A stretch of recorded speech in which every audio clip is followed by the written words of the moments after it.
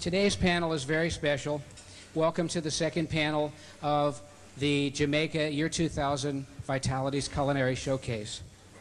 We have three wonderful speakers here who are coming together to share their views on some very specific topics. The purpose of the panel is to understand where they agree and where they have differences in their views, and then to explore and probe those differences, not just to get some information, but to try and go a level deeper to understand each person's thinking behind what he says. That's the only way that you can get to a place where you can have a level of understanding, where you can make some choices that feel good and feel right to you. That's really what this is about. On my right, as all of you know, is David Wolfe, author of the Sun Food Diet Success System.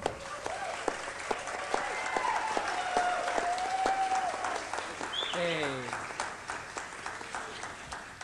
David coined the phrase Sun Food Triangle, and the idea, as I understand it in one phrase, is that it's a broad-based approach emphasizing raw food. The idea is to achieve balance in one's diet, and David places a very heavy emphasis in the book and in his presentations on minerals and what minerals and the balance of minerals and sources of minerals and so forth. Next to him, in the middle there, is Doug Graham, Dr. Doug Graham.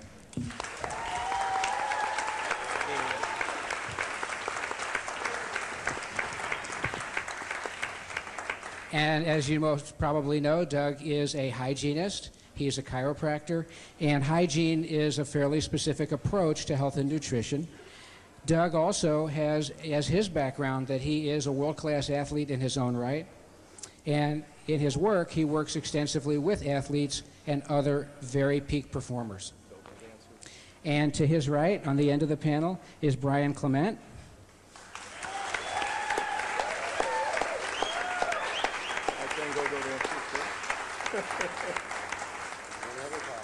Good morning, Brian. And all of you know Brian as the banner carrier and the leader of the Hippocrates Health Institute, originally created by Ann Wigmore and Victoris Kovinskis.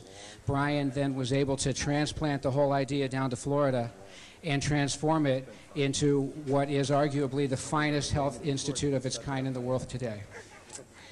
So, again, the purpose is to respond to some key specific questions about how to live on a raw food diet. I want to emphasize as we begin that these three great teachers agree far more than they disagree. So even though this discussion, and sometimes when they get up and speak, there's an emphasis on what's different, underneath is an enormous foundation of common ground. So we will explore that a little bit. Yeah.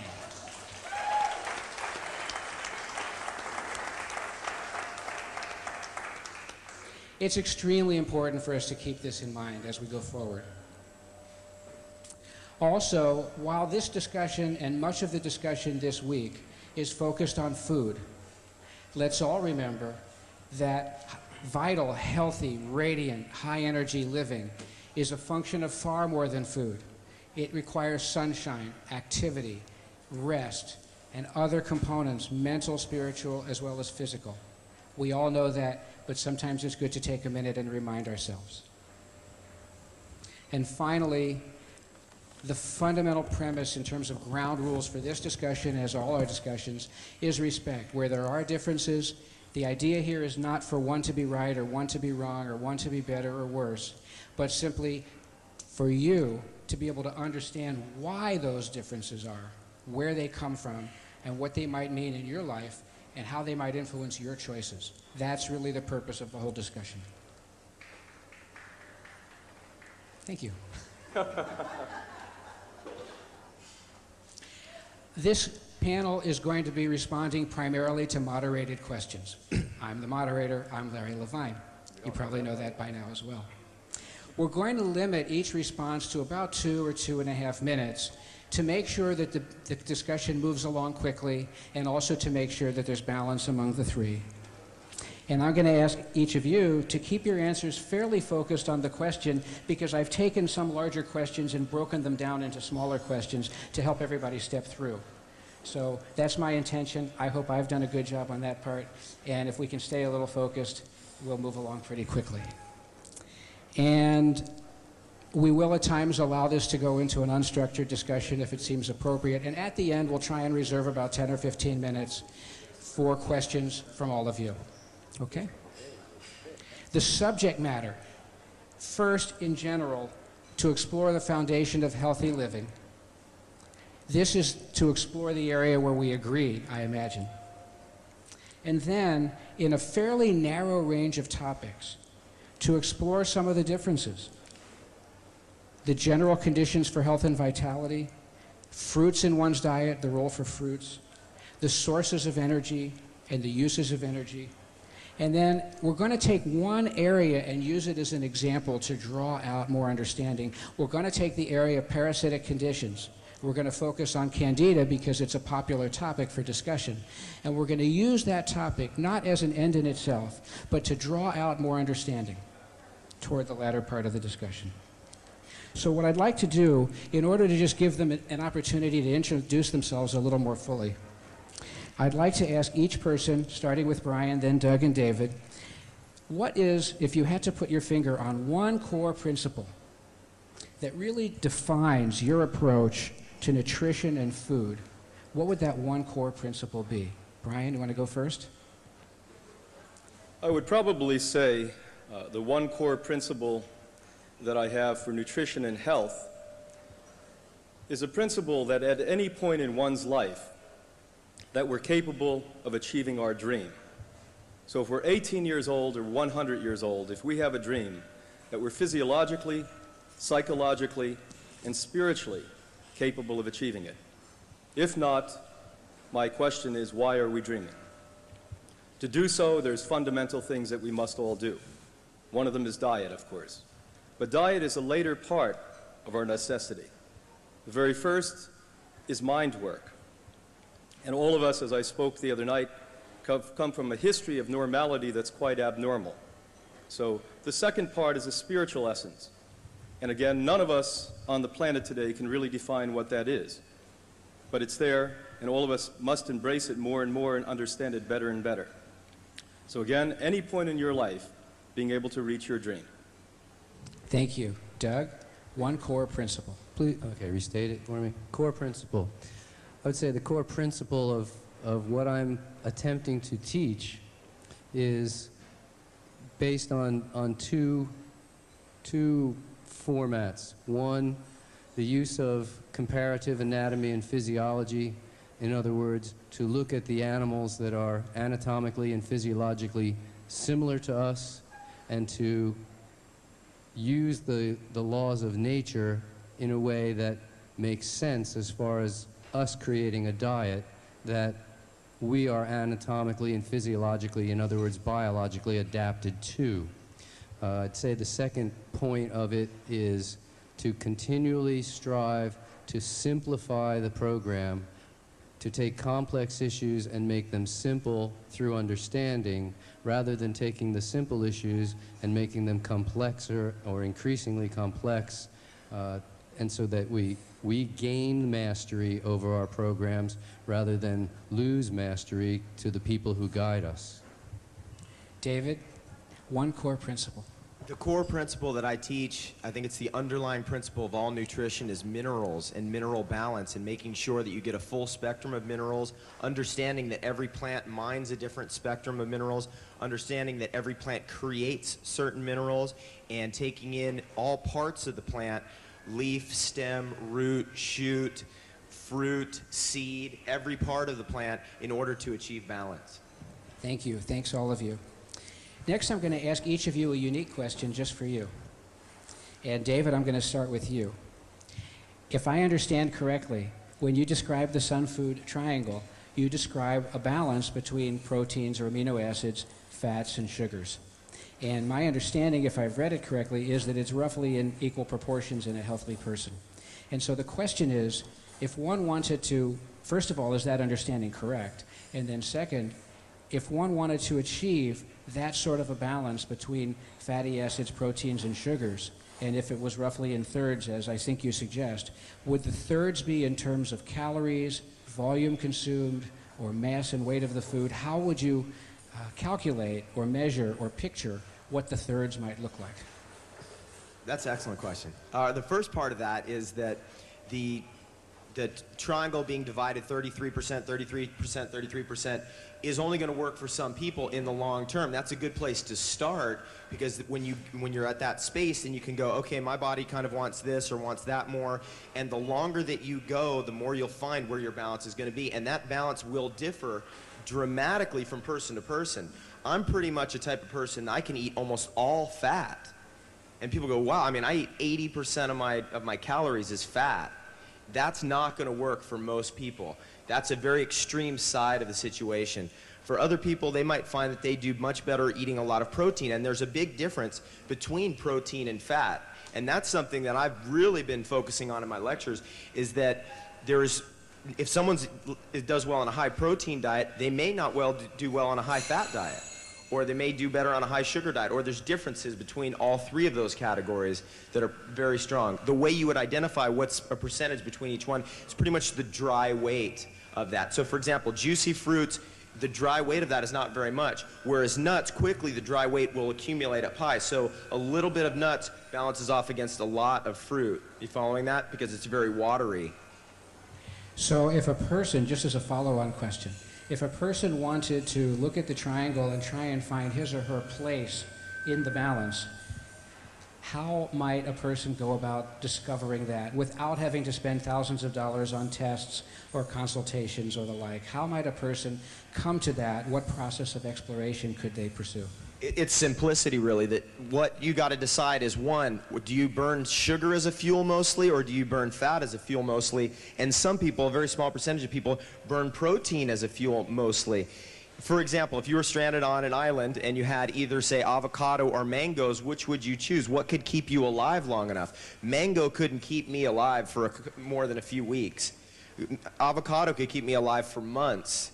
I'm more of a fat-burning type of person. Also understanding what kind of metabolism you have. Some people are slow oxidizers, meaning that they burn sugar slowly and do better with more of a sugar source. Some people are fast oxidizers. They burn up sugar immediately. These are the type of people that eat fruit in the morning and instantly are hungry again. If you're that type of person, you're probably more of a fat-burning metabolism, or even possibly a protein-burning metabolism. Thank you. Doug, the next question is for you. You have been a world-class athlete. Much of the work that you do, the specialized part of the work, is with world-class athletes and other very high-performing, peak-performing people, such as performers and entertainers. My question is, how has that background influenced your thinking? In other words, I'm looking at what might be a bias or a leaning or a predilection in your thinking based on the work you've done. And I want to add to the question, you also spent about 10 years directing a fasting institute. So you have that part of your background as well. So what we're looking for is just to understand a little about how you think and how you come to how you think.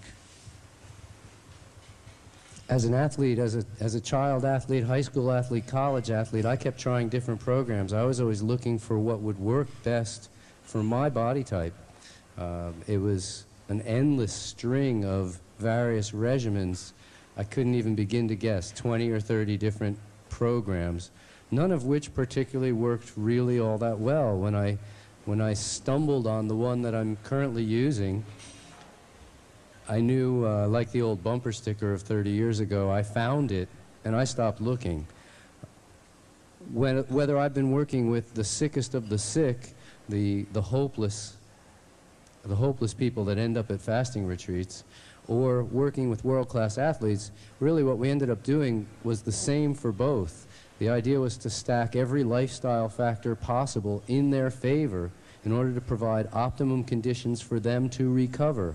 The difference really being that a sick person is simply trying to recover their health, as Victoria's talked about last night, and an athlete is trying to recover from the day's activities. But it's still stacking the lifestyle factors in their favor in order to recover.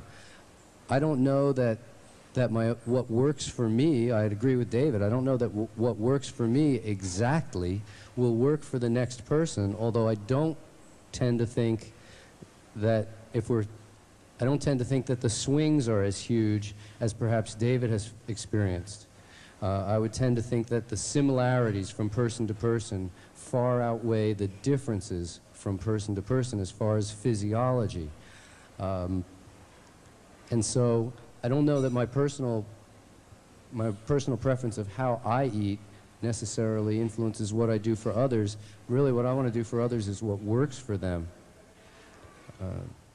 I found that whether I'm working with exceptionally sick people or world-class performers, that the program that I'm recommending works very well. And thank you. And Brian, I have a unique question for you as well. You have been directing the Hippocrates Health Institute now for over 20 years, and you have built it into what is clearly a world-class health institute and spa, and clearly in terms of vegetarian and raw food and that whole part of the health spectrum, probably the premier place to go in the world for people to get well. And that's a tremendous achievement. So the question is, similar to Doug, how has that background over such a long number of years and the success that you've had influenced or guided your thinking? And again, looking at how you think and what kind of a bias or leaning or predilection in your thinking that might create. Well, I think when I began this over 30 years ago, I was much more ominous about my view. I used to think that there were not the similarities that all of us need to be utilizing dietarily. Over that 30 years, I now realize that the vast majority of us all need to eat pretty much exactly alike. We speak about body types, which are completely, as far as I'm concerned, a biochemical misnomer. We speak about Ayurvedic medicine. In Ayurvedic medicine, you must remember, it's only been the last 50 to 100 years that we understood anatomy. We didn't understand which organs we had and how they functioned, and our bloods and our immune systems until the recent years. AIDS brought us up, as an example, to about 10 times the speed where we were 25 years ago. So a lot of these ancient philosophies, in spite of the fact they didn't understand chemistry, anatomy, physiology, all of the factors, and in this century, the psychoneuroimmunology effect of diet, they were relative to elements: wind, air, fire, cold, hot, etc. And so there was a lot of truth in them. So we can't totally disregard that, but on the other hand, we must come up to speed. The speed is very simple. This is not a complicated question. There are 3 elements that every single person requires, the over 6 billion people on this planet. The first element is obviously oxygen. If you don't know that, stop breathing for 6 minutes and we'll see what happens. And there's only 2 viable places you receive oxygen: breathing, which the best yogic here doesn't do well enough, because today the particulate that's in our atmosphere takes up about half the oxygen that was available for us to breathe back in the year 1900s. The second element, quite simple, is enzymes. You had the world's leading authority that's presently alive address you last night on enzymes. And to bring this to a compilation so you understand exactly what an enzyme is, it's a way that we gather electric into our body. Now, why would we need electric in our body? Because you are electric. You are first, foremost, and fundamentally electric. Every one of your 10 trillion cells in your body have electron activity in it. And the third element, which I'm learning more about by a day-to-day basis, are hormones. Hormones come from foods. From the beginning of humanity, we were meant to consume particular foods, living foods, that have the hormones intact. We've identified a few hundred hormones at this stage. We will identify in the future millions, if not billions or trillions of hormones. What is a hormone? A hormone is a chemistry that comes from one cell and affects another cell, meaning the chemistry that comes from the living food cell and affects the human cell. So this is a similarity that all of us need, and this is why all of us up here, that when we speak to you, are pretty much saying the same thing. The differentials are possibly experience, the differential is possibly science, and that's what I want to speak about a little bit later. I'll once again review it. It's oxygen, obviously. It's electric, enzymes, obviously, and it's hormones that affect your psychology and physiology. Thank you very much.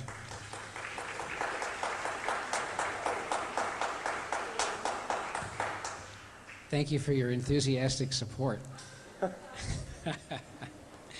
Doug and Brian, you both touched in your last answer in the direction of my next question.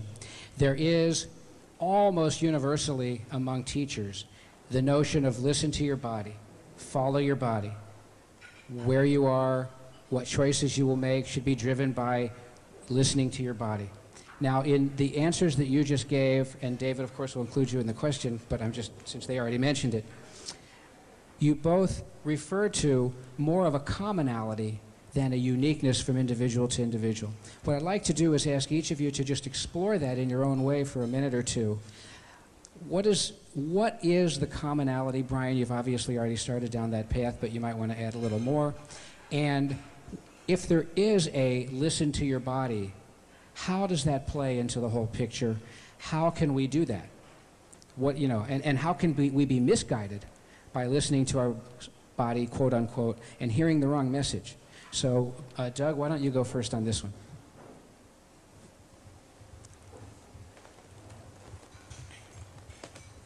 Let's start with the end of the question, the misguided. I think people are misguided when they're still living with addictive habits and saying, well, my body was just telling me I really needed some chocolate, so I had some chocolate.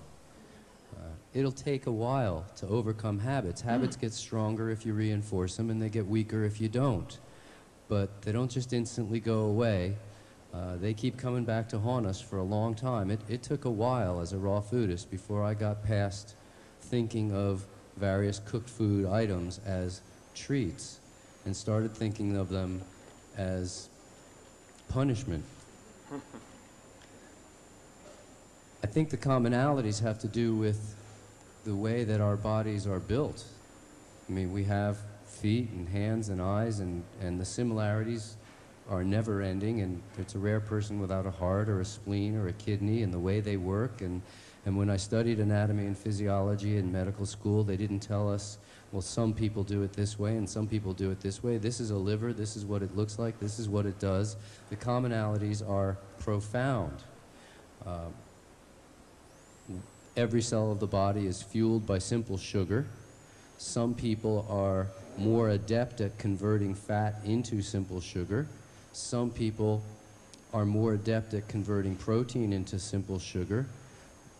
But please understand that the people who are really good at converting protein into simple sugar convert about 1% of their total fuel as protein, as opposed to the people who are really poor at converting protein into simple sugar, who convert about half of 1% of their total fuel into protein. It's not huge, but it is enough to make a difference from person to person. The same with fats. It might be that some people can convert 20 or 30%, and some people could convert 30 or 40%, but it's not the people who try to live on pure fat. For instance, Eskimos live on a diet that is incredibly high fat. They survive, but they do not thrive. The average Eskimo dies at age 39 from osteoporosis. This is enough to keep the tribe alive, but not enough for us to, if 39 is all we get, is that what you want? It's not what I want. I want to feel well till I die, and I'm not living the way I do to extend life, but I think it will happen. But I think the commonalities of how our bodies are fueled, what the microchemistries are, how the coenzymes and the enzymes and all of the other micronutrients function is pretty much the same from person to person. Thank you. Brian, you want to take this next? Well, the commonalities between the lifestyles that all of us are proponents of. And let's go to David. I honor and admire David so much. He's the young generation, the new generation, that came out of a totally different background. As you mentioned the other day, David, you came from 2 medical doctors, and I honor you. You're vibrating with and bringing into our field now the youth, and so let's give you a hand for that.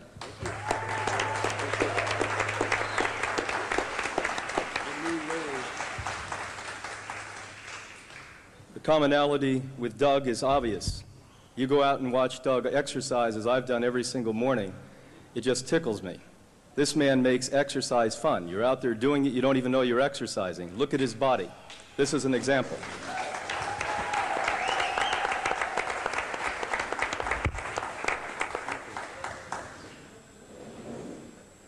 Now let's speak a little bit about the diet, and I know there's some confusion. When it comes to fruit, in a healthy diet, a healthy person, I should say, not a healthy diet, one should consume a percentage of fruit. Now, over the decades, our blood profiling, working with both very healthy people, from super athletes to extremely sick people who had days or hours to live, we discovered that for healthy bodies, about 15% by weight of your entire diet, fruit consumption is generally good. Now, are there exceptions? Doug's a good exception. Doug burns off sugar like you and I do not. I would assume, watching him here, that he probably exercises 2 to 3 hours a day. Yeah. Now, how many of you sitting there exercise 7 days a week for 2 hours? Well, you have 1 or 2 people. 84% of the American population do not exercise at all. 1% of the American population exercise as much as they should. So he is certainly the extreme exception of what you should be doing, and all of us should be. I'm not exercising 2 hours a day. So with him, I'm sure he could consume astronomical amounts of fruit, burn it off. Now, who cannot, when we say healthy versus unhealthy? Let's speak about microbes. Now, this is a biochemical factor that no one can denounce or deny. Microbes are things such as bacterium, virus. We also can add in fungi, yeast.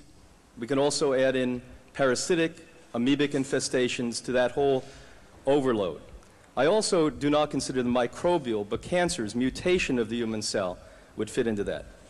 In all of these cases, including low blood sugar and high blood sugar, diabetes and hypoglycemia, if one consumes any form of sugar, including the fructose that we consume from fruits or carrots or beets, it will expedite the development of those microbial and cancer effects.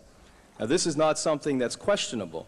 This is a scientifically proven, microscopically shown fact. So when I have people that come to us at the Institute, we must be very, very cautious that they do not consume these. It's not permanent, people. It's not permanent. When I first became a vegetarian, I, honest to God, consumed 1 gallon of carrot juice a day. I didn't know, and no one knew what the word candida was in those days, but I'm sure I had candida. I definitely had low blood sugar, and every time I turned around, I had fruit in my mouth. Why? Because if you have low blood sugar, you tend to, or candida you tend to, or even allergic reactions, you tend to want the sugar, the very thing that feeds you to keep up your energy, because the proteins and the minerals that David so diligently speaks about in his work are not there. And that's why you're having problems to begin with. So that is the differentials with fruit versus non-fruit. Is fruit good? Absolutely, fruit is good. The last factor on fruit, ripeness of fruit. It is literally impossible to find ripe fruit. One of the classes that we give at Hippocrates is Hans's husband Wilbur takes the entire group, and I think it's probably one of the most significant courses we give, to a health store, a Wild Oats, which I consider a very good example of a health store, to the organic fruit session, and shows them that these organic fruits, that 95% or so of them are not ripe. Brian. Now, in spite of the fact, well, I'll try to finish it and then we can go on. I'm like Oprah Winfrey in these things. Yes. I'm almost there, Larry, don't worry. If you look at the 95% of fruits that are unripened, there is always about 5% of fruit on a tree, a vine, a bush that do ripen because it's closer to the mineral source, and it's also closer to the sun source. It may have the sun on it most of the day. That fruit, it's a direct vein from the soil with minerals up to it, and the sun will ripen. So we literally teach you, and if any of you wish to know, Hansa can actually show you this today or tomorrow, how to find a ripened fruit. So yes, fruit, let's move into it, and let's move into it when we're healthy, but in my opinion, it's about 15% for the average person. Doug, again, being a good example of somebody who's certainly able to eat beyond 15%. Thank you. Thank you. I'd like to remind all the speakers again, if you could kind of stay with the question that's actually being asked, because we're going to come to fruit a little later. So Brian, I'd like to kind of give you the same question again, and that is the whole topic of listening to your body. versus, to find what's unique for each person versus commonality just for an individual. If you could just comment on that for a moment. I'm sorry, I forgot that part of the question. That's my Irish coming out in me on those things. When I was running a center for seeds, he gave me hemp seeds before this too, so if these questions are sort of, answers are bad, you know why. When I was running centers in Europe, in Geneva, Switzerland to be specific, I ran into the man who created in France instinctual therapy. Now, instinctual therapy is the epitome of what you're speaking about, Larry. That's where they place all raw food, including meat, which I think is an insanity, which isn't a raw food, by the way, once it's rotting, out on a table. And they tell people who yesterday was eating the French cuisine or the American cuisine to go out and instinctually pick out what you want. Well, I don't think I have to reiterate what Doug said. The bottom line is that we psychologically, which I mentioned before, the most important part, most of us are not psychologically mature enough to instinctually collect the right thing. I've been doing this stuff for a decade, and if I hit my head, believe me, I would go and eat whipped cream. Yeah. I don't eat whipped cream. If I hit my head, I would probably drink coffee. The fact is that you have addictions, and as an alcoholic would always tell you, you're never not an alcoholic. You're a recovering alcoholic, a recovering food addict. So instinctual therapy and listening to your body is a very new age concept, but I don't buy it. Okay, thank you. Doug, under what conditions, this is just an information question for all of you to make sure that the background is there. So just very briefly, under what conditions does the body produce acid? Acid is the byproduct of cellular metabolism of almost every cell in the body. Almost every process is going to result in some type of an acidic waste that has to be eliminated. What about, just to add to the question, what about in a non-physical sense, emotional circumstances or sirens going off or all kinds? We've spoken about this to each other in the past, and Brian, I see you nodding your head as well, and David. What about at a higher level? Again, anytime a person is experiencing more stress than they can handle, it's not that they're producing more acid, it's that they're not eliminating it as well. I don't think that physiology, to a degree you could say, oh, we're producing a little bit more because you're undergoing stress, and so maybe you're breathing a little more shallowly and your heart rate's up a little bit as well, and both of the factors are slowing down your elimination abilities. But basically the byproducts of cellular metabolism at virtually every cell of the body is waste products that are acidic, and these are either neutralized through chemical processes in the liver, or they are eliminated through mechanical process via the kidneys. David, do you want to add to that? There's pretty much no doubt about it that most people who, especially if they're chronically ill, they've taken lots of drugs in their lifetime, grown up on fast food, that they have suppressed acids within their tissues. You start feeding them like fruit, for example, all this acid comes up, and you have all kinds of problems that result from that. I think we've all seen that. We all know that. That's why I'm a big believer in taking highly alkaline juices into the body almost as one of the first steps. Green juice, green vegetable juice, because it's alkaline enough to begin to buffer up all the acids that are coming up, meaning neutralize the acids that are being released from having that suppressed in the tissues. That process of getting the acids out of the body can be long and arduous, and can be years to do that. Brian, I'm going to take you to the next question. Is there a difference, generally speaking, I know it may vary in more detail, but generally speaking, is there a difference between the diet you would recommend for someone who's seriously or terminally ill versus someone who's in reasonable health in a day-to-day sense versus someone who is a peak performer, an athlete, an entertainer, someone like that? There's significant differences, and these differences are determined upon blood chemistry, psychology, activity. And that's the only way that we, as far as I can see, can legitimately discover which things to do for each individual. Doug, how about you? The same question. Difference between the diet you would recommend for someone who's seriously or terminally ill versus someone who's reasonably healthy in a day-to-day sense versus a peak performer. I would have to say, yes, there can be differences depending on the nature of the seriously illness. There are people who do not digest well. There are people with no teeth who cannot chew. There are people who do not absorb well. There are people who do not have large portions of their colon. Me, I'm never getting a colostomy. I could never find shoes to go with the bag. But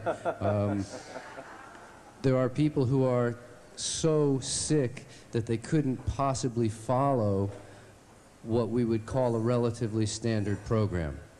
But actually, most of the work that I've done has been creating, with some exceptions, as Brian says, it certainly depends on the degree and the ability, as David says, to burn the sugars. But primarily, I use a fairly similar program for all of my clients. The thing that changes is calorie consumption, not the percentages of protein, fat, and carbohydrates. The total calories change. Okay. And David, the same question for you. Is there a difference in the diet you would recommend, in general, for someone seriously or terminally ill versus someone in what people would consider reasonable health versus peak performers? Yes, there's a major difference. I could elaborate on that. Do you want me to? Yeah. I would definitely recommend if someone's critically ill and they need to have their blood chemistry kind of knocked into at least some kind of semblance of balance or a semblance of alkalinity, that it's a good idea to send them over to Brian's place. And that's what I would do initially, first thing. If they haven't even taken that step, I won't even take them, I won't even consult with them unless they've done something like that. Then at some point you need to transition them from that kind of therapeutic kind of diet more towards something that they can live as a lifestyle rather than going out of the institute and then yo-yoing back and forth between this and that. You need to give them something that's workable. You know, for example, if they're going to do, so there's going to be some sugar is required to run the body. That's definite. Some people are going to get that from starchy carbohydrates and some people are going to get that from fruit. Again, you have to be careful on what types of fruits you're going to recommend. I wouldn't recommend fruit juice to anybody who's critically ill, dried fruit to anybody who's critically ill, maybe a few pieces of whole, complete fruit a day just to keep them from going off balance. If they're doing 100% raw, will be necessary without a doubt. There's only so long that you can fast from sugar before you begin into a yo-yo thing, which is totally detrimental and harmful. In other words, to pick up a huge craving in response to the deprivation. Can we have a little counterpoint? Yeah, Doug, you look like you want to jump in here. Sometimes yes, because what we were asking about is a question on feeding, and from a hygienic background, again, I agree with David. I would send him to Brian. I've closed my retreat, being full-time on the road, but there are people who are ill enough that... Better? There are certainly people who are ill enough that feeding would not be recommended at all. And I always talk about the brilliance of Brian's program because he's getting people, instead of fasting completely, which requires tremendous monitoring and never has impact on people's eating habits. People think when they're fasting that they've overcome their poor eating habits. This isn't the case. You develop good eating habits by eating well. And so the brilliance of Brian's program is that we're getting people who tend to be overweight in general to eat the lowest calorie per bite food. We're getting people who tend to be exceptionally ill and never eat vegetables at all. It's part of how they got sick. To say, look, all you get is vegetables and more vegetables and more vegetables. If you don't want to eat, that's okay. But if you do want to eat, you're going to develop a taste for vegetables. And so the closest thing to fasting is to put people on a high vegetable program, and it achieves Brian's desired result, and it achieves David's desired result of the high mineralization and alkalization. I think we're all saying the same thing. Good, good. You heard that. We're all saying the same thing. Okay. I'd like to explore for a minute, if we could, the topic of juicing. Now, juicing is taught by Jay Cordish, the juice man, and juicing is taught by this person and that person, and there are many books on juicing. Most of the books on juicing are collections of juice recipes with a few pages pasted on the front about why you would juice, or who would want to juice, or what kind of juice you would ever want to have. So let's try and explore that with a little more intelligence. Doug, let me start with you, because you really come from, as you said, a hygiene background, and in the hygiene world, you really eat whole foods in general. And so what is your view on juicing in general as part of a lifestyle for therapeutic purposes when someone is coming from a very sick or ill place, and so forth? Philosophically, I would not use juicing except in rare instances therapeutically. As a lifestyle program, I would not use juices at all with healthy people. Would I ever juice citrus and throw the pulp back in the juice and drink my citrus instead of eating it? Sure. Would I ever take some fruit and throw it in the blender and add water and drink it rather than eat it? Sure. But would I ever remove the fiber and the nutrients that are caught up in the fiber from my food in order to concentrate the dosage of the food? No. This is a whole food program that I'm recommending. I can't see refining the food, oxidizing the food before I get around to eating it, removing vital nutrients, and concentrating the sugars, concentrating the calorie count. We all know that a person can drink 10 pounds of carrots, but they can't eat more than one, or it's a rare person can eat 2 pounds of carrots. The other thing about this is when you drink juice, the nutrient intake is concentrated, but it's also consumed incredibly rapidly. If you only juiced as much vegetable matter as you would eat, so you juice 2 pounds of carrots instead of eating them, well, I've sat down and eaten 2 pounds of carrots. It takes me the better part of an hour. But when you drink it, most people don't take an hour to drink a glass of juice.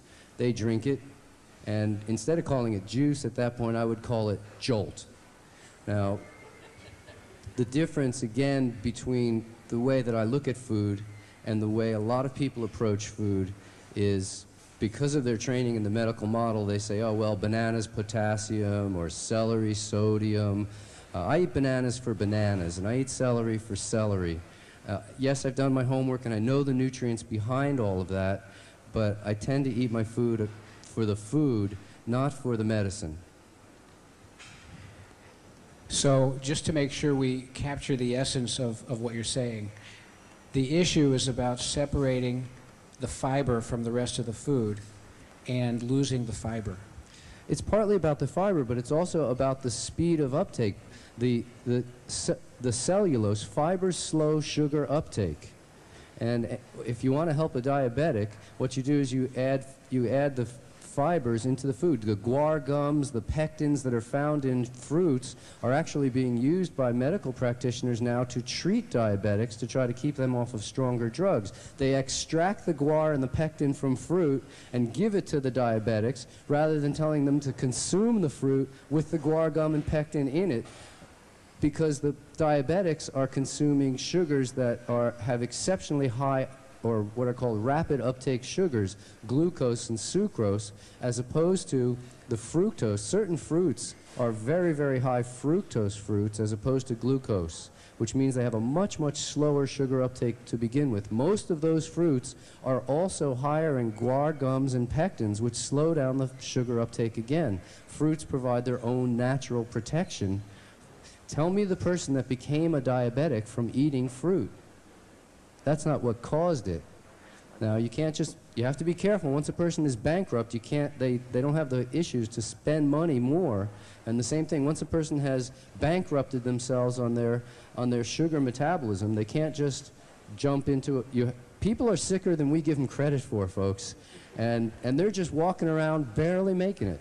So taking a person that we call relatively healthy, I would think all of us realize that they're exceptionally ill people. And the people that I work with that are world-class performers are also exceptionally ill people. They're just really fit, but they're very sick. And to bring them to a healthy place requires a transition. Brian, I know at Hippocrates, juice is served every single day, and there's green juices emphasized almost exclusively or exclusively. So obviously you do use juice. I'd like to comment on that. Well, first I'll start by saying what we agree on, because it's not much on this subject. Well, we knew that. Doug saying fruit juice and taking that amount of fructose, I would completely concur with. This is why you would never find us serve carrot juice, beet juice, or fruit juice. When we consume fruit juice, my family in the morning, it's 90% water and 10% juice. And this should be a golden rule for all of you, healthy, unhealthy, etc. The unhealthy may be no fruit juice. You must look at the anatomical state of affairs, and Doug just articulated this a second ago. He said that none of us are healthy, all of us are sick, and because of that, we can no longer rely, as our ancestry did, on eating just whole foods. Many members of this group live in Los Angeles, New York City, polluted areas of the world. Some of you live in the computer industry, where you're in front of a computer 8 to 10 hours a day, being zapped. And because of that, we have to do exceptional things nutritionally. And as Doug pointed out, you cannot sit down and eat 5 or 10 or 20 pounds of food, nor would I expect that. If you eat enough fruitarianism, you'll probably end up doing that a day. But by taking juices that are not sugar-based, but protein-based, mineral-based, the richest minerals you can get on the planet Earth are from the green vegetables, from the sprouts. By taking them on a daily basis, you sustain. Now, I wish I had the time and the venue to do so, because I could show you the differentials. I just did this in Toronto recently. I brought in blood profiles from numerous people and show the differences just from consuming green drinks. So I can articulate it as clear as I can to you. We call green drinks the strong arm of the program. When I get blood tests back from guests that leave, once again to remind you, for free, for the rest of an individual's life, we interpret your blood test to help you. And I did understand that a lot of these people do not understand our program. It is not an all green and all cleansing program forever. As you improve, and if you gave us 2 years, and that's what it takes to turn around 97% of the people, 2 years, then we vary and moderate the diet. The problem in Western culture, most people will not give you 2 years. They want to do the yo-yo effect. I try this for a week, it doesn't work. I'll try that for a week. What makes me right? I like sugar, so instead of that, I'll drink gallons of fruit juice. So the bottom line is, green drinks and juices, I think, should be mandatory for everyone. I don't go anywhere in the world, except here in the last few days, that I don't drink 2 green drinks a day. Yeah, and the only difference between what Brian said and what I said is that I encourage people to eat green vegetables and go to where the end point a little straighter. Rather than say, let's do juices first and eventually develop the vegetable habit, I say, let's just start eating green vegetables. Let's chew them up and juice them in your mouth and swallow them. And if you want to spit out the vegetable matter even, go ahead. But let's go to the end point, which is going to be eating lots of greens. So if I understand, and David, I'm going to bring you in this in 1 second. So if I understand correctly, Brian, what you're saying is it's a matter of dosage, and that the juices are to get a super dose of minerals and other nutrients in a world where we have so many things assaulting our bodies that were not there in an older time. And then Doug, in contrast, if I understand what you're saying, is eventually we need to get to the diet where we eat the food. Let's just start there and go forward and have the patience to go there.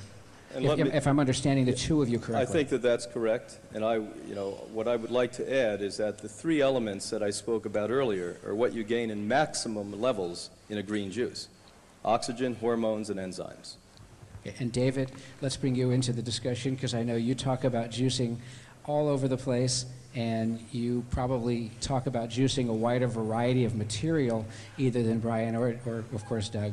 And so let's get you into the conversation and hear your thoughts about the use of juicing for regaining health and for one who's healthy. Juicing is a supplement. That's what juicing is. It's not a replacement for food. It's a way to get additional stuff into your body. living in a city where everything is acidic. There's acids being poured out of the back of cars. There's acids in the air, sulfur in the air. There's acids in the water, chlorine, acidified food. You need as much alkalinity as you can have. I've found that over a number of years that your ability to retain alkalinity and to store it and hold it in reserve can increase dramatically, where I couldn't, when I first started on live foods, I probably, maybe I'd do like a 4-ounce spinach juice or a 4-ounce, I used to do parsley juice and be just, my spacey. Now I could do 64 ounces of green juice and have not have any reaction at all, because my body has learned how to store it quickly, store up those minerals. I'm a strong believer that very strong digestion, and I know in my own case, my digestion went from pretty much average to extremely strong, where I can eat macadamia nuts and watermelon together without any problem whatsoever. People just are shocked by that, and then drink oil after that and do all that. I really think that that's all a result of taking in excessive amounts of alkaline minerals, having them in reserve, excessive amounts of enzymes that you can find in juices, and when you have that going on, your body can digest anything easily. So I'm a big believer in the beginning. Definitely green juices can get the minerals to the cell sites faster than any other way. Even beyond that, the green juices can be used to begin to build alkalinity in the system, because most of us have spent our alkalinity through the basic lifestyle of the modern day. Okay, let's pursue the juicing thing just in a slightly different way if we could, because this is a big topic for a lot of people. One of the things that I've been taught is that the organs and systems in our body are nourished through use. In other words, the kidney gains its own nourishment through its own function, the liver and so forth. When we juice, one of the advantages that some people talk about is that nutrients are absorbed directly in the stomach without having to go through the rest of the digestive system. It's kind of a rapid process. Now, I don't know, I'm just telling you what some of the press is saying, some of the books are saying, because we want to get some clarity here for people. So, if we are consuming juice, are we in fact relying upon a very high up in the digestive system absorption, and are we bypassing some of the digestive system and thereby, in a certain sense, allowing the organs to lie a little dormant? Anybody? When we juice, we are eliminating the need for a certain type of digestion, which is known as mechanical digestion. Mechanical digestion is done primarily through the teeth and some of the muscular action of the intestinal tract and stomach. There is a problem with eliminating the mechanical digestion that we do in our mouth, because this is the time when the sensors in our mouth tell our brain what's going into our stomach, and gives our brain a chance to tell our stomach and eventually our intestines what to do with that nutrient material. So when you glug down a large quota of juice, sometimes it almost never even hits your taste buds. People just slug it down. This does not digest as well as if they swished each mouthful around in their mouth for a while and really took their time with it, as they would have had they just chewed up vegetables till they were juicy. The absorption happens primarily in two places. Absorptions of nutrients happens primarily in two places. A tiny, tiny bit of nutrients can actually be absorbed under the tongue. Whether you're juicing or whether you're chewing, a tiny amount of certain nutrients will be absorbed under the tongue. Sugars, B12, there's a whole array of things that come in under the tongue. Most of the absorption, however, happens in the small intestine, not in the stomach. About the only thing that can be absorbed through the stomach lining is alcohol, which isn't something we're recommending. Right? So well, I thought you went off the deep end there for a minute. I guess we can leave that one out, you know. And are we giving the organs a rest?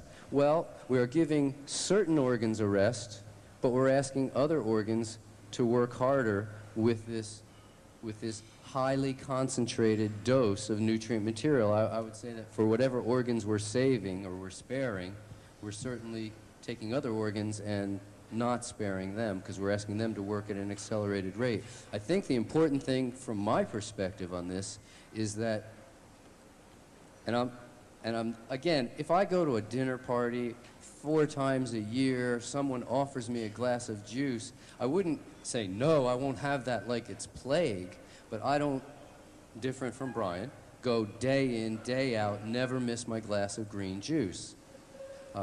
But I would drink it, and I admit some juices can taste pretty good. I think the thing that most people misunderstand, and I alluded to in the keynote, is that we take our eating habits with us, just like Brian said earlier. If you were an overeater on a standard diet, you're probably an overeater on vegetarian diet. If you were a comfort eater as a vegetarian, you're probably a comfort eater as a raw fooder. We're funny about food. We like to eat when we're alone. We like to eat when we're with people. We like to eat when we're happy. We like to eat when we're sad. We like to eat for almost every reason there is. It's pretty, yeah, it's amazing. But the mentality in America that we have to overcome in many ways, because it has become a sickness, is the more is better. If it's exercise, we see people who exercise all day long. We tend to think of these people in the sickness of anorexia. We see the sickness of overeating, and we see the sickness of supplementation, of macro supplementation, what's called orthomolecular medicine. It's referred to as a medicine. It has been demonstrated time and time again that if your nutrient need for, say, iron is 10 units a day, and we won't get particular about the numbers, but if it's 10 units a day and you only consume 9, your body is incredibly efficient at taking in those 9. It's going to get almost all of the 9. But if you take in 100 units a day, your body's only going to absorb about 11. And if you take in 1,000 units a day, your body's only going to absorb about 12. What you're training your body to do by taking concentrated doses of nutrients, you're training your body not to absorb nutrients. Rather than providing nutrients in close approximation to the nutrient needs that we have, and training your body to absorb what you get in exactly the same way as we've done all week long by getting a suntan and training our body not to be so affected by the sun. Okay, well, David and Brian have both got the microphones up here. Brian, Brian, why don't you go first? Doug was really rolling there well till the end. You got to step out on a limb. He was talking about, if those of you that read the chapter in my book on chemical supplementation, which well over 90% are today made in laboratories, comparing that to what I would call the pre-digested nutrients from a green juice is like putting, night and day together and saying they both are bright. So I would disagree with that. The body does not, from a pre-digested nutrient, lose its ability to develop the use or the ability to digest nutrients. It's that simple. It actually enhances it. There has never been any scientist who wouldn't tell you the proper way to eat nutritionally is to take juice before you then take a raw salad if you are then going to eat a cooked food. Why? Because it enhances the digestibility. You're putting in a raw juice, even a fruit juice, you're putting in enzymes to your body. And the more enzyme activity you have, the more you spark it. And this is why I'm also a proponent of natural, biologically developed supplementation, food-based supplementation. Why, as Victor has pointed out last night so articulately, is that you, in fact, are developing more ability to enhance electromagnetic frequency of the cell by taking in these foods. Green juices, enzyme supplementations, algae supplements, the raw algae we're taking here, etc. But we do agree on the first 3/4 of what you said. David? And I buy a little of the end. Okay, we're going to go on then. We're going to switch food groups. We're going to go from juices to grains. Now, grains is another area where there's a lot of question. Should we eat grains? Should we not? How much? Do we soak them? Do we this? Do we sprout them? All these things. So, Brian, at Hippocrates, I know that there's a little bit of grain going on, but maybe not a whole lot, and I haven't really spent that much time analyzing that part of the program. But maybe you'd like to go first and just talk a little bit about grain in the diet of someone who's coming back from an illness, and then longer term, grain for somebody for long-term use. Well, for people to not understand that Hippocrates believed in grains, you mustn't know that we use wheatgrass, because wheatgrass is a grain. So let's start with that. Kamut grass is a grain. Barley grass is a grain. So the way that we always use grains is by germination. Now, the first work that was done on this was by Dr. Christine Nolfi in Denmark, where she actually was showing us biochemically how when one consumes a grain that you're enhancing nutrient flow in the body. In the recent years, and a lot of my books I write about this, Victoris has reported in his books, there's been significant research studies to back what enhancements occur when you germinate a grain. One small example to you. Across the board, on an average, the nutrients, vitamins, etc., go up by about 8 times. 8 times just by germination. More important than that, the proteins are digested into, or broken down to, to amino acids. The carbohydrates are broken down to simple sugars, and the fats are then broken down to a fatty acid. Taking the energy time, the 2.5 to 3 hours that it would take for the average person to digest a grain away. When you grow it into a grass and then extract and eliminate the pulp from it, it's 15 to 30 minutes that you're getting the benefit of that grain. Again, on the average of 8 times across the board, the nutrients going up, also including oxygen, enzymes, and hormones at a much greater ratio, because now you've unlocked that. Now, what I tell people about the Institute and why we've had this great success is, I don't know how many of you realize this year we were voted the #1 medical health spa in the world. We beat Duke University, every German institute, every Italian institute.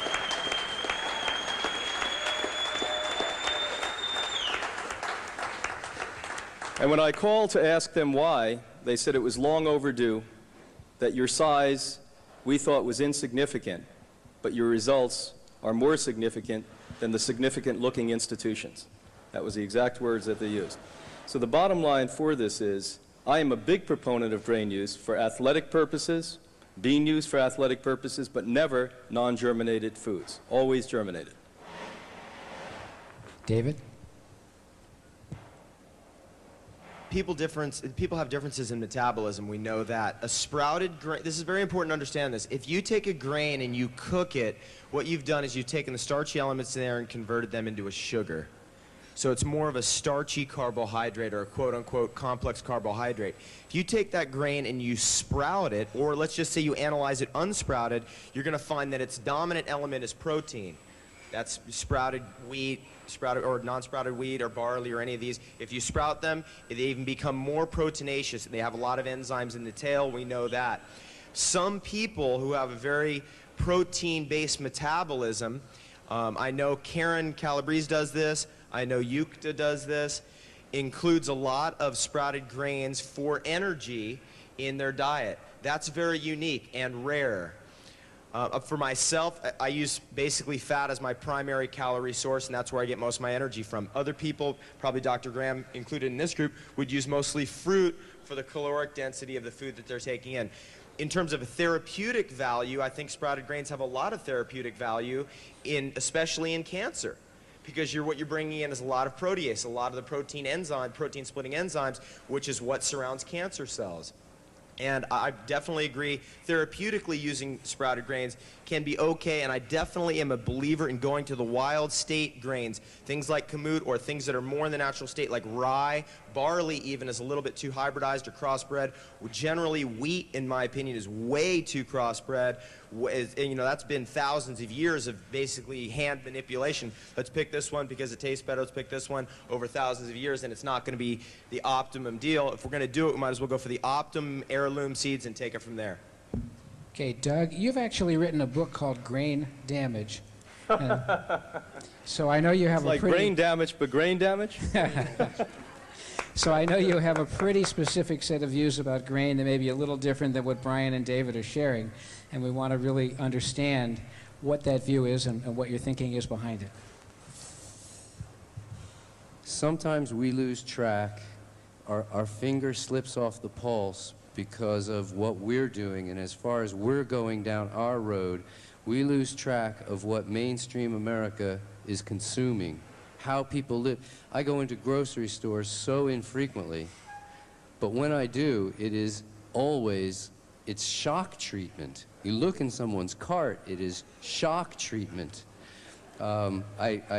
You know, I walk into a grocery store, I turn right, I go to the green section, I get my greens, and I walk out. But if you look into someone else's cart, it is simply an amazement. And we, dealing with what we deal with day in and day out, sometimes forget how far we have come from where we began. So I would begin by saying that I respect both of the answers, but really neither of them dealt with what I perceive of as the question, which had to do with grain consumption. Grain consumption is bread and crackers and pasta and cake and cookies and grains. And I simply have no use in my program for this. There are so many other viable alternatives. This is a new, it's only, depending on who you ask, a 5,000 to 10,000 year experiment, a recent addition into human diet. We have a 2 million year track record of success without the use of grains, or we would not be here. But in the last few thousand years, people have used grains. Now, the difference between grains being the staff of life and the staff of death is simply a matter of how we use them.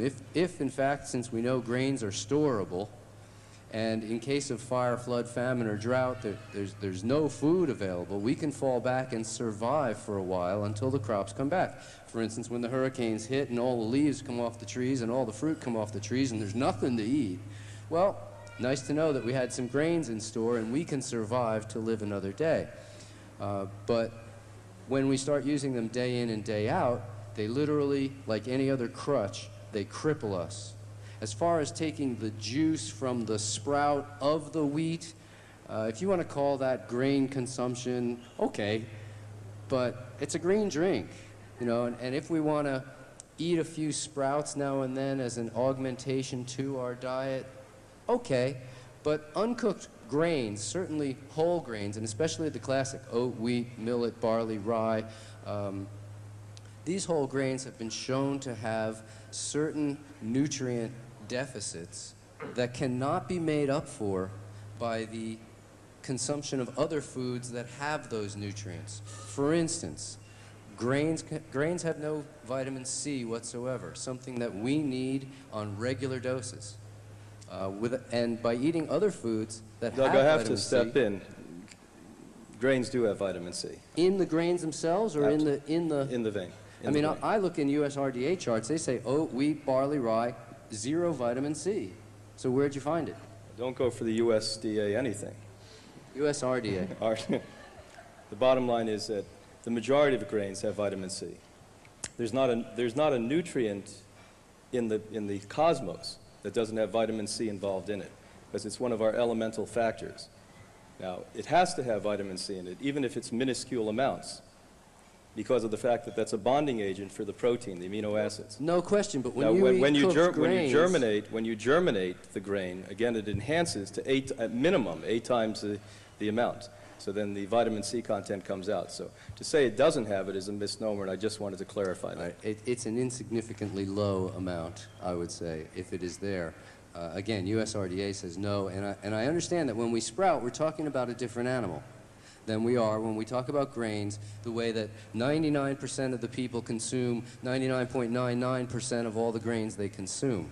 So is there a way to make them better? Yes, but to me it's more of a vodka or beer concept rather than... He's talking about a lot of booze today. What's going on with this guy? You know, it's like which is... Late at night we go to bed, he's out here at the bar. People say, which is worse, you know, or which is better for me? If I'm going to have chicken or fish, which is better? To me, I just have found that my people thrive better when I just take them off grains, and they thrive just as well without them. Yes, it's a tough mindset to get through, because most of us are addicted to complex carbohydrates. Okay, let's approach the grain subject from a different perspective. David, I'll give you the first one this time. If a person were to choose to consume a diet 100% of fruits and vegetables in what I will simply call a healthy balance in order to set that aside for the moment, in other words, consuming 0 grain products, is that person likely to thrive? Yes, very likely.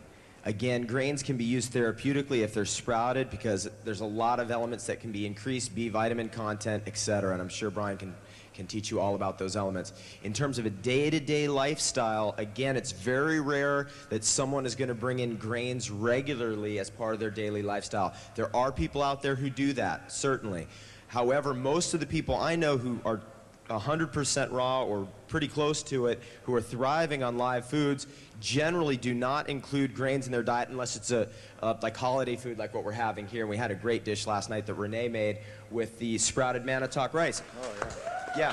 Now, I wanted to mention about that rice because, see, that's more of a natural type of grain. I mean, maybe it's not even a true grain, but it's closer to its wild state. When you start crossbreeding these things, whether it's potato or whether it's grain, the stuff gets lazy. It doesn't have to fight for survival anymore. Therefore, it gets a little starchy or glutenaceous. And therefore, when you cook that, then it becomes more sweet. You following that? Mm-hmm. And that's the complex carbohydrate problem that we're dealing with these days. We're dealing with complex carbohydrates in terms of corn products, which is also a grain, complex carbohydrate products made out of wheat, a grain obviously, also potato. Now that's not a grain, but that's another food. These are all very, very crossbred, hybridized foods that are far too sweet, have far too much sucrose in them for the body to even know what to do with. Brian, how about you? If a person chose, this is an average person, not a real sick person, just for the sake of the question, chose to set up a diet of 100% raw fruits and vegetables in, again, what I will call a healthy mix without addressing what that is, and 0 grain, can that person thrive? That's a very difficult question for me to answer. I mean, if you gave me an extremely healthy person, probably so. But that person's so rare that I don't get to see them in my work. And again, half the people I work with are healthy. So I would assume, I'd like to flip the question. When I wrote with a buddy of mine, the Macrobiotic Way book, which is one of Kushi's books, because 3.5 decades ago I joined all of this becoming a macrobiotic. The teaching was 60% of your diet should be grain.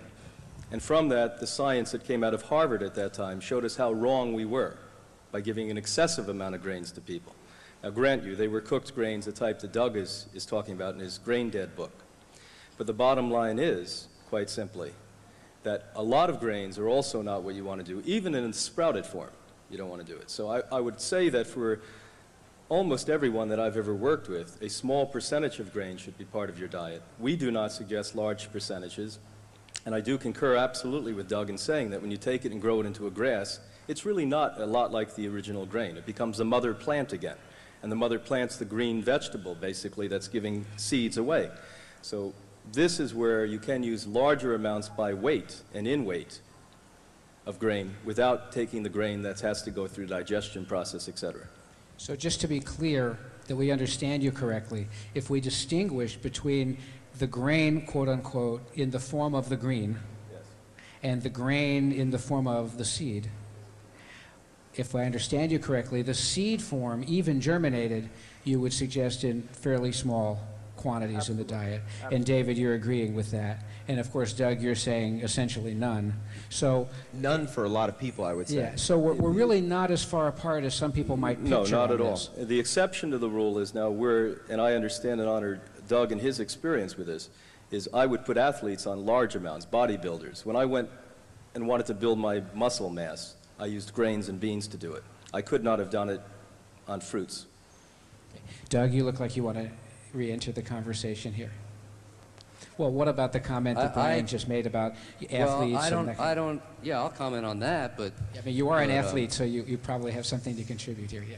I have plenty of athletes putting on plenty of muscle mass, but it's neither on fruits, grains, fats, vegetables, or anything else. They put on muscle mass by doing hard physical labor. And it doesn't matter what you eat, there is no food that causes you to gain muscle mass. So what you used as your source of fuel, fine. I mean, if that worked, that's fine. But I don't like to...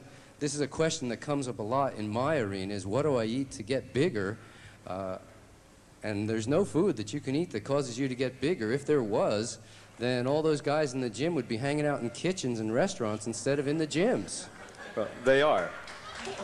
They are. In all due respect to you, Doug, I totally disagree with this. I've been going to gyms now for a quarter of a century. You're certainly much more of an athlete than I'll ever be in my life, and you can tell by that, the way you exercise and your commitment to exercise.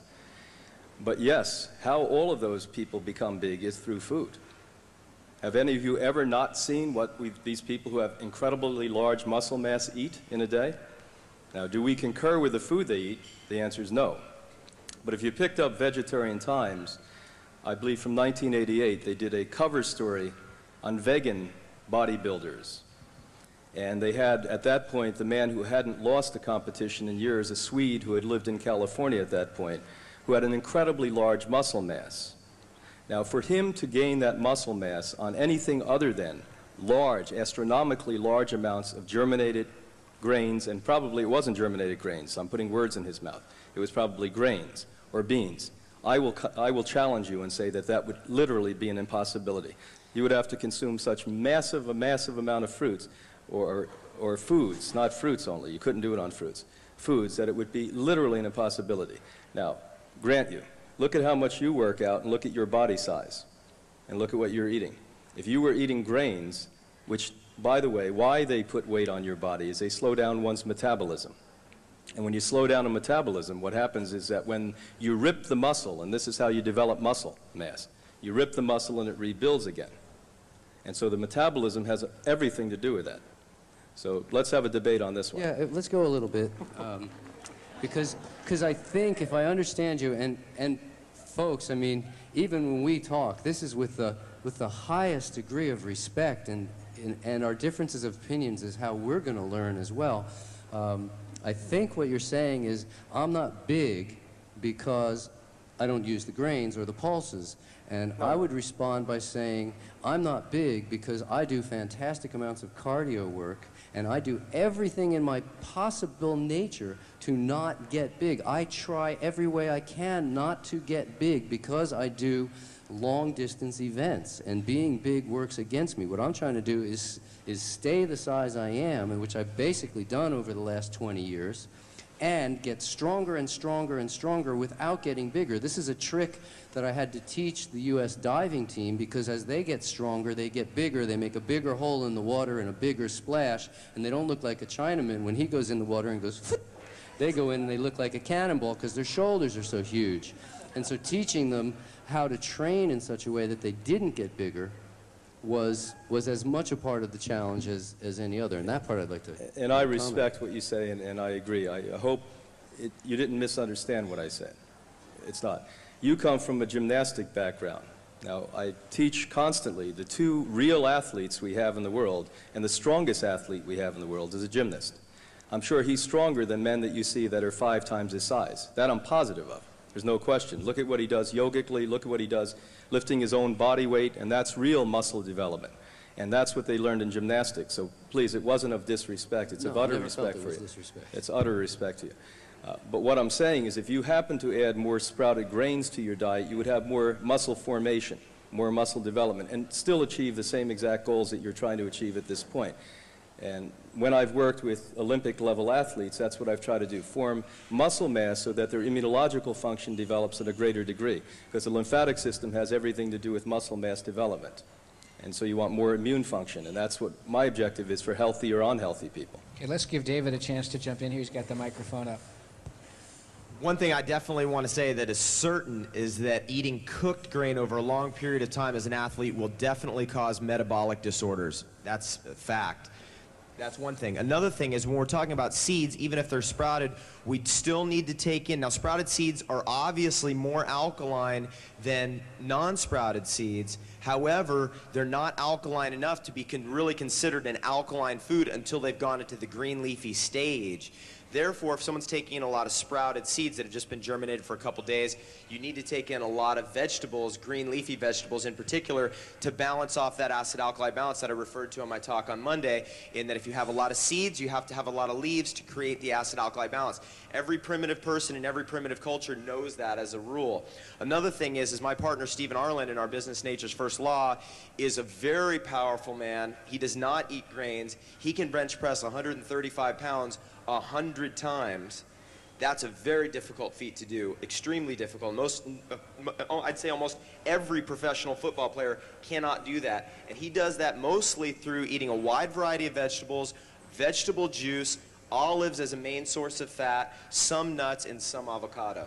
So that's possible, and he's done it, and he's demonstrated that. Can I ask you his... Hang on one second. Doug, since David brought up Steve Arlen, let's also, I know, Tim, you're probably in the room, but let's also, because you're very good friends with Tim Trader, and he clearly is somebody who's very powerful. Can I ask a question, though? Well, how old is your partner? He's 31. Okay. Well, there's hormonal differences, so let's preface that. This gentleman and I are the older generation here. More than that. Yeah, you are. You're 32. You're 32. Big difference. I remember 31, though. But, you know, we have, and you were, Tim, in a sense, Tim's teacher at a time, and he, like Stephen, is a very robust, physique, very strong in terms of muscle. You want to come up, Tim, for a minute? Hey, here he comes. Give him a hand. I knew Dr. Timothy Trader. Hey, this is Dr. Timothy Trader from Florida. I met Timothy Trader 10 years ago. He was a 99-pound weakling. No, he really wasn't. he wasn't. But he was nothing like this. He's put on a ton. How many pounds of muscle mass? Any idea? Take the mic. Right now, I'm about 6 or 7% body fat. I weigh 150 pounds. Do the math. So, Tim, if you stay with us for a second, do you use any grains in your diet in any form? No, I don't. I find that I don't need too much in that order. I need to have the energy and the stuff that does it. That's fruit to me. I do some nuts, seeds, avocados, just like Stephen. And David. no, we're talking about his partner. Oh, yeah. But you know what? These guys are pretty awesome themselves. Rollsome, that's good. Okay, now hang on here for just a second. Yeah. Brian, a few minutes ago when you were talking about grains, one of the things you said, you kind of slipped by, was it slows your metabolism, and then you went on with the rest of that comment. Is it fair to say that which slows your metabolism requires more digestive effort and more energy in digestion, and therefore, in another sense, might be energy diminishing? No, in the case of a germinated grain, even though it slows one's metabolism, because of the carbohydrates that break down to simple sugar, it enhances the energy flow by about 18 to 28 times. So you're actually gaining 18 to 28 times more energy because of the simple sugar compounds that come from the germinated. Now, if you go back and speak about the grain that's cooked, you're in big trouble, because you no longer have the enzymatic factors to make that digestible. Okay, Tim, why don't we give it back to Tim for just 1 second, because you're really a bodybuilder in your own way. And what would be your response to what Brian is saying about the grain and the digestive process? I'm sure you've experimented and tried different things along the way in your diet. Of course, experimentation is a lifelong process, and we all have to do that, right? We have to find out what works for us, and what these gentlemen up here are really saying is, this is what I've seen, this is the research that's behind this.